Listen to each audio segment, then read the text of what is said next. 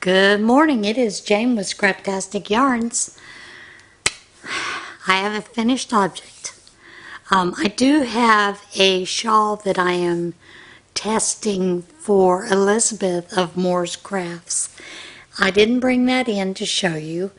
I haven't asked Elizabeth if it's okay to show you the progress of that shawl. So I need to get with her and make sure that it's okay.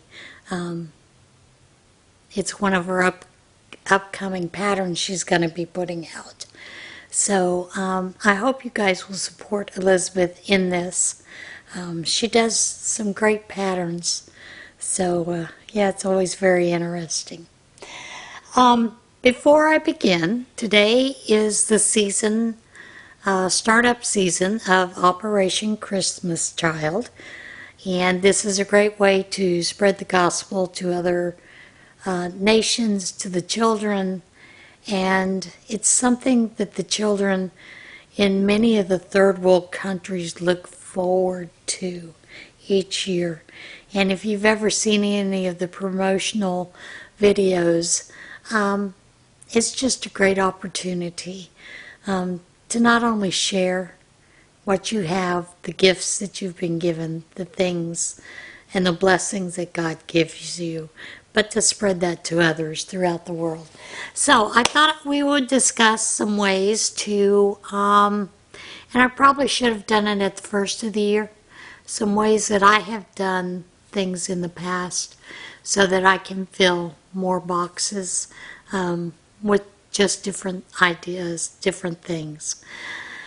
There are quite a few ladies, men around in the YouTube streets that actually their whole channels are dedicated to Operation Christmas Child and ideas and ways to put these boxes together. And basically you'll get a box, it's a shoe box, and you are given a sheet that you can fill out for gifts for children certain age, boy or girl, and you choose and then you fill that box accordingly. But one of the things that I used to do with my children when they were younger is I would pick up gifts that were discounted, clearanced out, at the end of the year, the end of Christmas, those kind of things throughout the year. I would pick up things and items and put them in a box in the closet. That way, if they came home one day and said, "Oh, I was invited to Mike's birthday party this weekend," I knew we didn't have to go out in this mad search for a birthday gift. Basically what the whole idea was. So that they could actually go shopping in the box, in the closet. We could fill up, something to give Mike presents.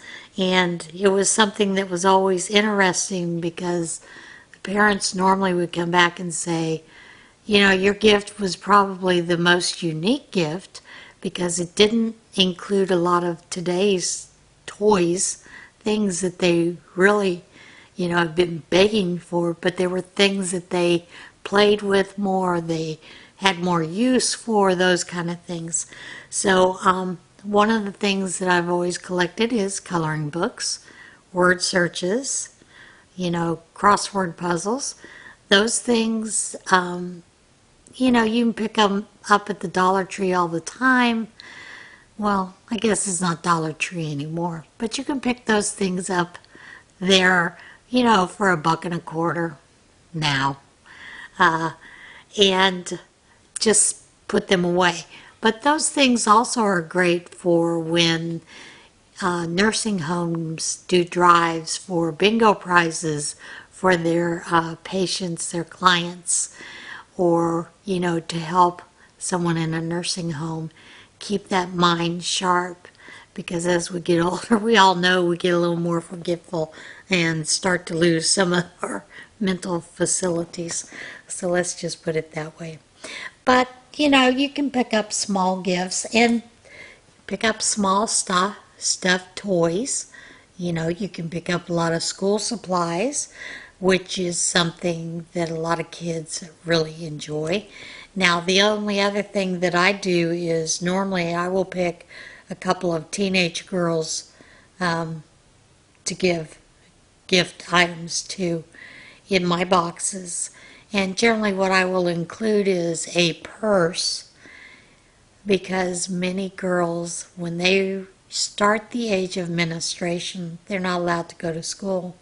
The purse allows them to carry some of those supplies so that if something happens throughout the day and they actually do start that period, that they can actually have something on hand to use to take care of that as they leave or are ostracized in their country because of that.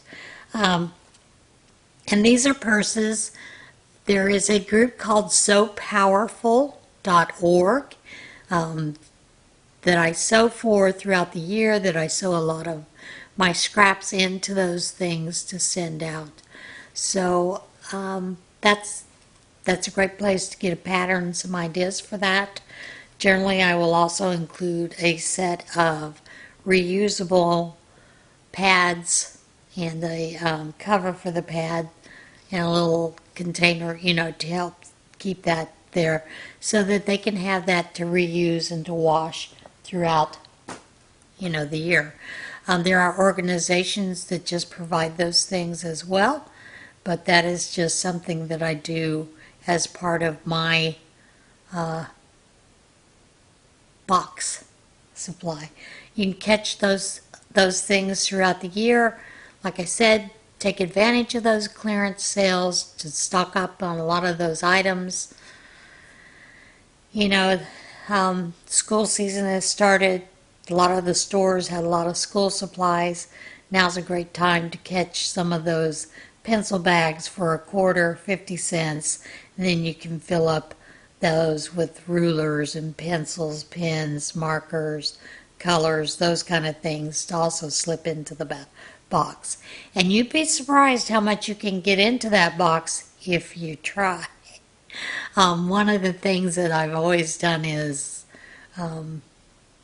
sometimes just, I think Walmart the other day had some balls, and they're just small balls that they had marked down to, I want to say 50 cents or maybe $1.50. Picked up a couple of those. You can actually deflate them so that they can be folded down more compact, and then also insert a air pump so that they can pump that up again, and that gives boys a great alternative, because a lot of the boys do enjoy kicking a ball around, tossing a ball around, those kind of things. And of course, since we're crocheters, we can always crochet hacky sacks, those kind of things. So those, I just thought I would touch on that a little bit so that you can start preparing for some of those things that are coming up. It's a great tool, great organization, and like I said, it helps keep a child happy. All right, now I do have a finished object, and that is the blanket that I was working on, the Afghan, and this is it. And it's probably about maybe 50 by 40 by 50 is the size that I wound up with it. It is just a basic granny square, and I did enjoy doing that. But it is finished and ready to go off to the prayer shawl ministry.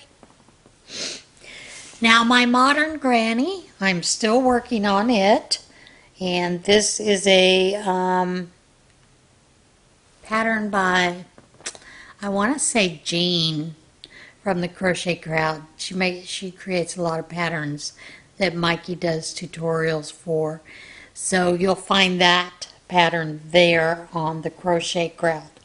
And I thought I would show you where I was at. Didn't get a whole lot of other ones done, but still working on it. Enjoying it quite a bit. And this one is one that I am working on for an organization called Sleep in Heavenly Peace. Now, originally, Sleep in Heavenly Peace had started out where they were providing beds for children who were sick or had cancer. Now it is providing beds for children who do not have beds. And you'd be surprised how many in your community do not have beds to sleep in. I would check out in your area to see if there are any organizations that collect these.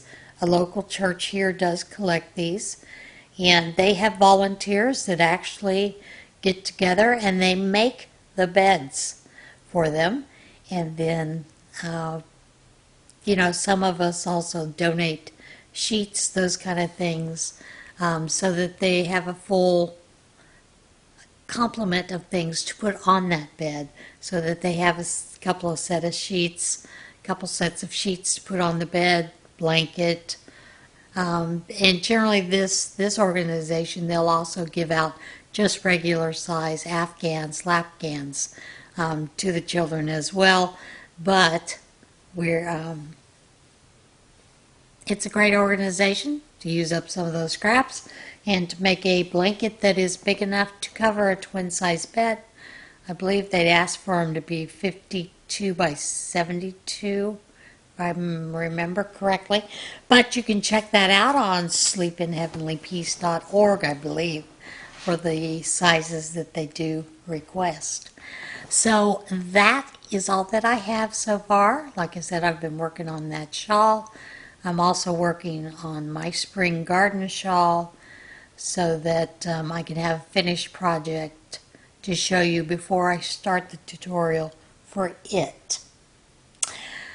All right, are you ready for the what in Tarnation?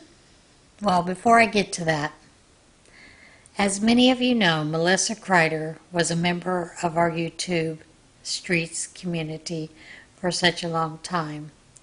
She has passed away, and so keep Matt and her family in your thoughts and prayers. I know it's an especially difficult time, having lost a husband myself, loved one. It is difficult. So let's lift him up in prayers, and also, it might be nice to send him a couple of cards and letters. See if I can find the address for that. So, all right, what in Tarnation? Let's get into it. I had never heard of this competition, but, there's all kinds of competitions out there. So, Soggy chestnuts lead to controversy for World Conkers Championships. Tongue-tied already. Organizers of the upcoming World Conkers Championships in England have raised controversy with the rules change to overcome a difficult issue. Squishy chestnuts. Conkers is a traditional schoolyard game where each player drills a hole in a chestnut and strings it on a lace. The players then take turns hitting one another's chestnuts, also known as conkers, until one of them breaks. It's one of them mad British little pastimes, James Packer, chair of the World Conkers Championships organizing committee, told the Wall Street Journal. St. John Burkett, a member of the organizing committee and a spokesman for the competition, said the horse chestnuts traditionally used for the contest would be baked this year, a hardening process that is normally considered cheating in a game of conkers. Burkett said the chestnuts harvested for this year's competitions were found to be too soft and mushy as a result of severe weather causing them to fall from trees too early. The decision to bake the chestnuts, which are provided by contest organizers, has proven controversial to some players as well as organizers of other Conkers contests who see hardening the chestnut a heresy for the sport. We do not hold with the idea that there is a Conker crisis, said Yanni Mack, organizer of the Waveney Valley Conkers Tournament. I just checked my stash, and Conkers are emphatically not softer this year. The World Conkers Championships is scheduled for Sunday in North Hampshire.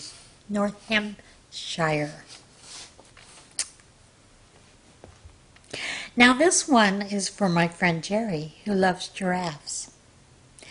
Customs officials seized giraffe poop from traveler at Minnesota airport. You can't make this stuff up, folks. Customs officials in Minnesota seized a box of giraffe feces from a traveler who arrived from Kenya and said she planned to use the droppings to make a necklace.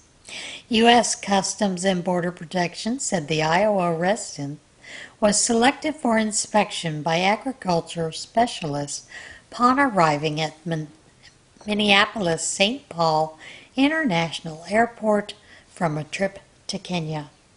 The passenger declared giraffe feces and stated she had obtained the droppings in Kenya and planned to make a necklace.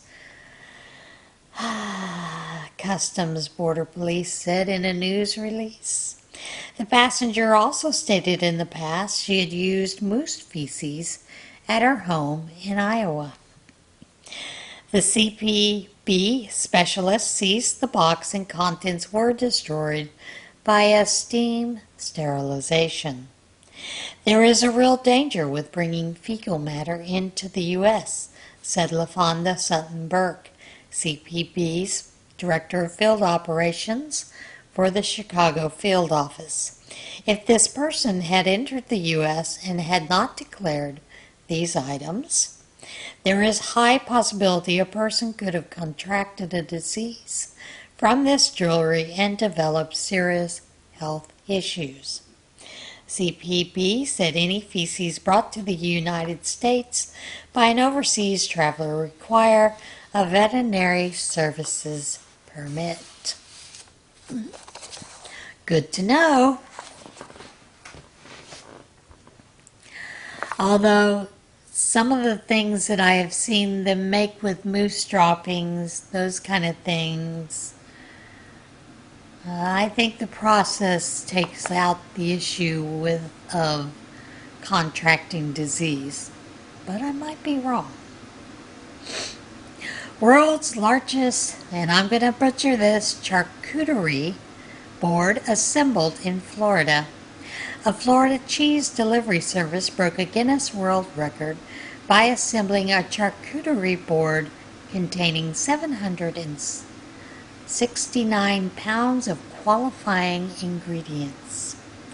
Borderie, a West Palm Beach delivery company, teamed with Columbus Craft Meats to assemble a charcuterie board with 769 pounds of gourmet cheeses and cured meats at the Colony Hotel in Palm Beach. The Guinness World Records adjudicator was on hand to certify the end result was indeed the world's largest charcuterie board. The previous record holder contained 441 pounds of qualifying foods. I would hope that they fed a lot of people in need with that day. If any of you have seen any of the videos or photos on Facebook, Pinterest, Instagram of these chalk artists, street chalk artists, some of the work that they do is absolutely amazing. Hence our next story. Connecticut artist aims for a world record with chalk drawing. A Connecticut woman created what she believes to be the largest chalk mural, created by a single person on the pavement outside her home. Pretty Gudapawar of South Windsor said it took her 3 days to create an image of the northern lights covering an area of 2,389.59 square feet. I feel northern lights is the amazing art by nature, which has tons of colors and it just brightens you up, she told WVIT TV. Gudapawar is applying to have her artwork recognized by Guinness World Records. The current record for the largest chalk street art by one artist stands at 2,152.78 square feet and was created by Giovanni Basile in 2021. It is just to challenge myself and see what my limits are, Gudapawar said. If I can get the record, that is the cherry on top. And you know, there are still good people in the world, even though this week's events show us that there's still evil in the world. Wallet containing $10,000 returned to owner after being lost at train station. A wallet containing $10,000 worth of U.S. and European currency was returned to a grateful passenger by Israel Railway employees after being left behind at a station. Railway officials said the passenger realized his wallet was missing after taking a train from Ben Gurion International Airport to Tel Aviv's Salvador Central Station. The passenger alerted the station shift manager, Manny Natani, who contacted the airport's train station. Railway workers searched for the wallet, but it wasn't found until 12 hours later when it was spotted by a worker assisting a disabled passenger. The wallet, still full of U.S. dollars and euros, was soon placed back in the hands of its owners.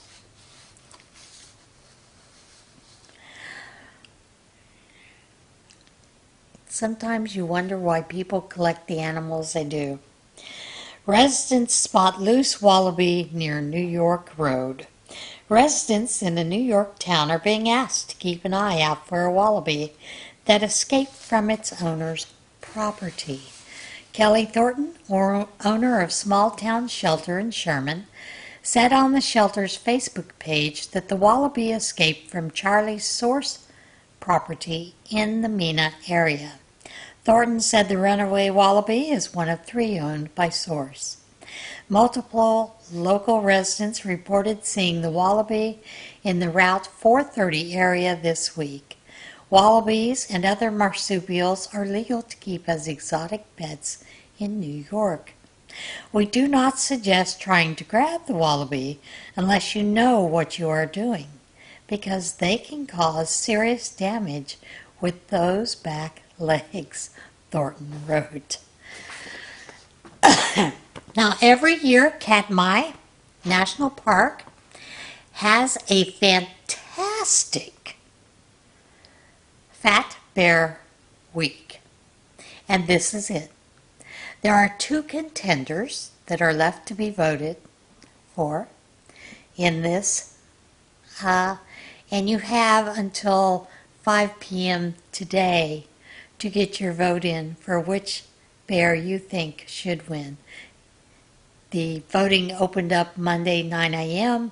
Alaska time and ends 5 p.m. Alaska time on the 10th, which is today. Katmai National Park unveils Fat Bear Week bracket.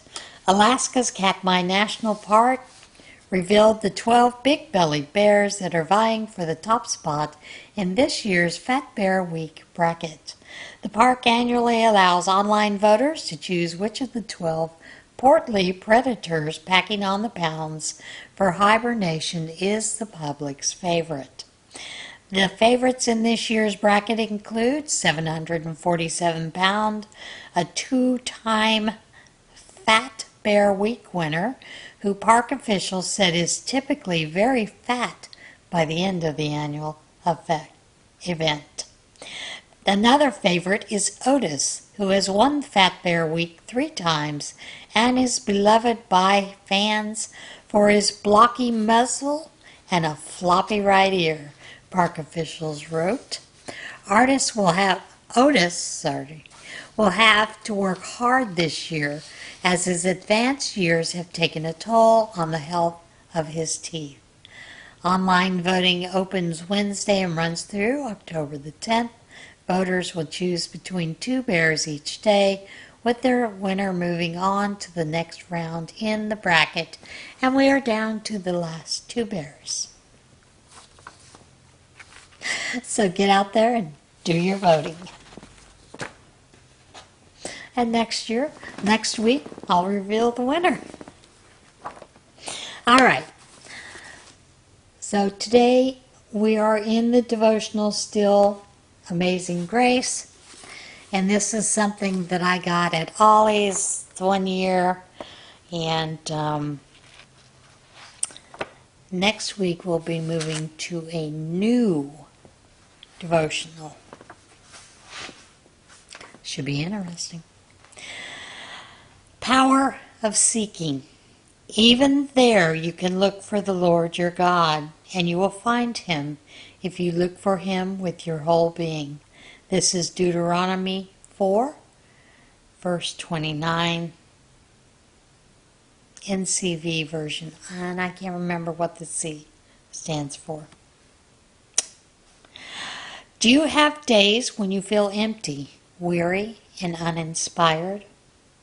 Days when you feel you have nothing to give, even though there is no shortage of demand.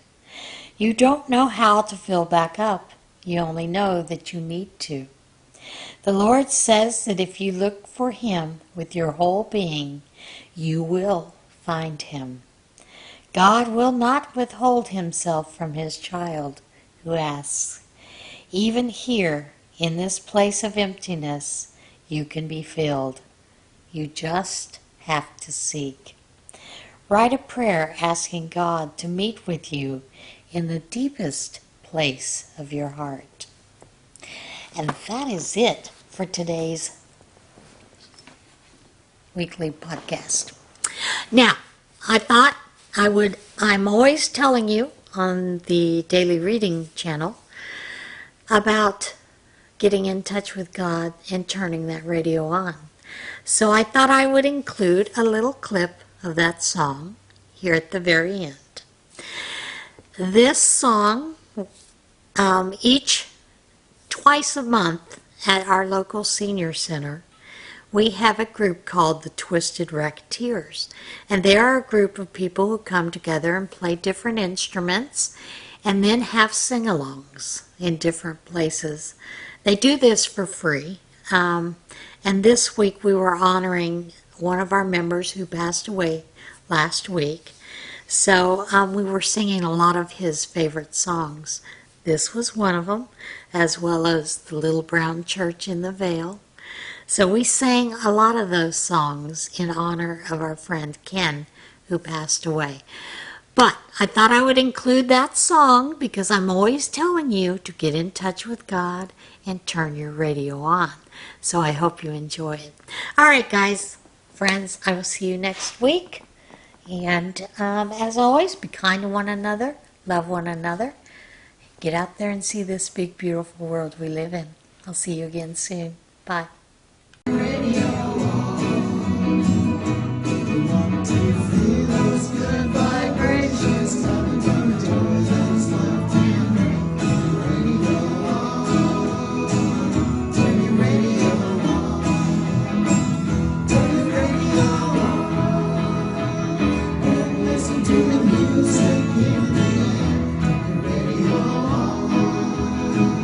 And glory share.